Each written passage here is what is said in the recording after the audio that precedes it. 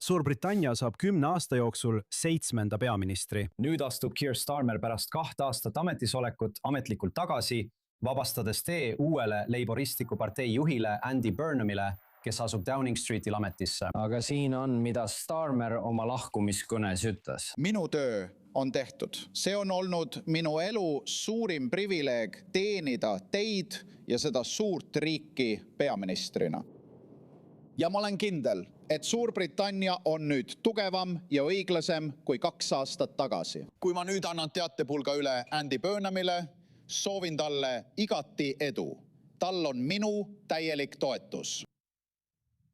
Ja Burnham, endine suur Manchesteri linnapea, kelle kuningas Charles määras ametisse pärast seda, kui ta võitis Laboristliku partei juhtimise vaidlustamata, kuid kes on siiski tippkoha rivaal. See tekitab juba muret Suurbritannia juudi kogukonnas, juudi esindajate nõukogus ja juudi juhtide nõukogus. Nad kõik on nüüd hoiatanud, et uus peaminister peaks olema ettevaatlikum, kui ta räägib Iisraelist ja Gazast. Ta vabandas selle eest, mida ta nimetas laboristide varasemaks leebeks seisukohaks sõja suhtes ja lubas suurendada survet Iisraeli valitsusele, võttes siin ühepoolse seisukoha ega omistanud oma senistes kommentaarides mingit rolli Palestiina poolele.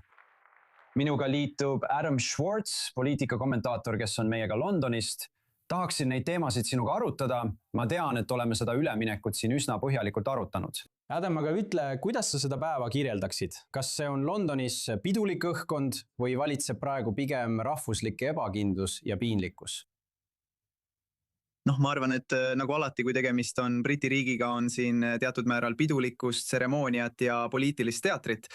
Meil oli muidugi Keir Starmeri dramaatiline lahkumine Downing Streetilt ja minek kuningas Charlesi juurde paleesse, millele järgnes kiiresti Andy Burnhami visiit kuningas Charlesi juurde. Ja tegelikult see samm sümboliseeribki põhiseadusliku võimu üleminekut, mis tundub tead küll natuke tobe seda vaadates, võib-olla isegi liigagi tseremoniaalne. Aga tegelikult on see meie põhiseaduse oluline osa, mis on ajalooliselt toonud Ühendkuningriigile suhtelist poliitilist stabiilsust. Seega võib-olla on siin kontekst üsna oluline. Nagu sa mainisid, on see meie 7. peaminister 10 aasta jooksul, nii et tegelikult on see praegu peamine küsimus. Ja ma arvan, et Andy Burnhami jaoks saab tõeliseks põhiküsimuseks olema poliitilise stabiilsuse taastamine Ühendkuningriigis. Ta mainis just oma esimeses kõnes Downing Streetil, et tegelikult on see tema peamine prioriteet. Ja ma arvan, et see ongi asi, mis on avalikkuse jaoks kõige olulisem. Mis puudutab tema teisi prioriteete, siis välispoliitika osas on ainus asi, mille kohta me oleme teda tõesti põhjalikumalt sõna võtmas kuulnud, seotud Iisraeli ja sõjaga Gazas.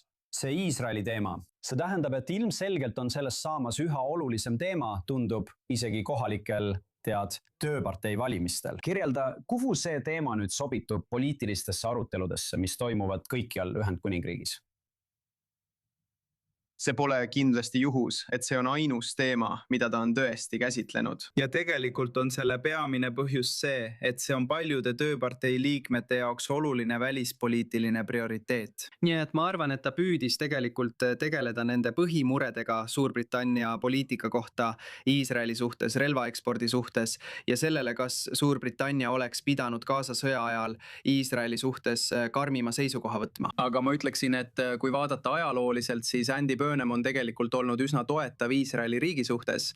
Ta oli parlamendiliikmena tööpartei Iisraeli sõprade liige. Kui ta 2015 aastal parteijuhi kohale kandideeris, lubas ta tegelikult, et Iisrael oleks esimene riik, mida ta pärast valimisi külastab. Aga ma arvan, et tegelikult on väga palju poliitikuid kogu läänes, kellel on Iisraeli toetamine järjest keerulisem, lihtsalt seoses Lähis-Ida sündmustega. Ja tegelikult on tal seda väga raske tasakaalus hoida. Aga ma arvan, et kui vaadata avaldust, mille ta eelmisel nädalal Iisraeli ja Gaza kohta tegi, oli ta siiski mingil määral vaos hoitud. Ta ei kasutanud selle kirjeldamiseks sõna genotsiid, mida paljud inimesed oleksid temalt oodanud.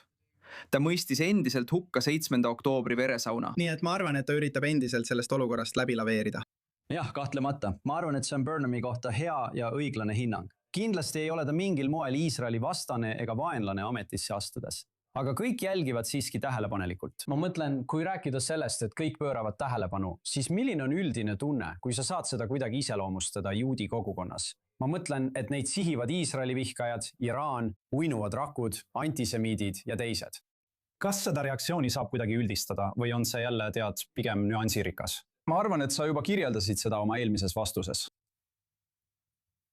ei, ma arvan, et on täiesti õige proovida mõista juudi kogukonna tundeid praegu, mis on tegelikult sügavalt ärevad ja murelikud. ja tegelikult, kui sa vaatad Keir Starmerit, siis temast sai omamoodi, kuigi ta tegelikult saavutas juudi kogukonna jaoks palju, lõpetades antisemitismi omaenda leiboristlikus parteis. Ja tegelikult, olles üldiselt üsna toetav Iisraeli suhtes, isegi Gaza sõja ajal, muutus ta isegi siis juudi kogukonna seas üsna ebapopulaarseks. Ja ma arvan, et iga võimuvahetust näeb juudi kogukond loomulikult mingil määral riskina. Ja ma arvan, et kuna Andy Burnham tegi selle avalduse, on see tõesti põhjustanud, ma ütleksin, suuremat ärevust juudi kogukonna seas. Aga ma arvan tõesti, et Keir Starmer püüdis seda tegelikult ette näha. Teate, üks tema viimaseid suuremaid samme peaministrina oli tegelikult 250 miljoni naela suuruse toetuse väljakuulutamine juudi kogukonna turvalisuse tagamiseks kogu Ühendkuningriigis. Ja seda ei kavatse Andy Burnham muidugi tagasi pöörata. Nii et ma arvan, et tema suhetes juudi kogukonnaga püüab ta tõesti jätkata stabiilsuse hoidmist, mille Starmer omal moel lõi. Aga ma arvan, et see satub suurema surve alla, sest ma arvan, et me näeme muutust Ühendkuningriigi poliitikas Iisraeli suhtes. Ma ei usu, et see saab olema vaenulik, aga ma arvan, et te näete võib-olla suuremaid sanktsioone läänekalda tegevuste suhtes, samuti paremäärmuslike ministrite sanktsioneerimist. Ja loomulikult tekitab see pingeid Briti juudi kogukonnaga. Kui ta tõesti siia tuleb, siis ma arvan, et teda võetakse siin Iisraelis avasüli vastu.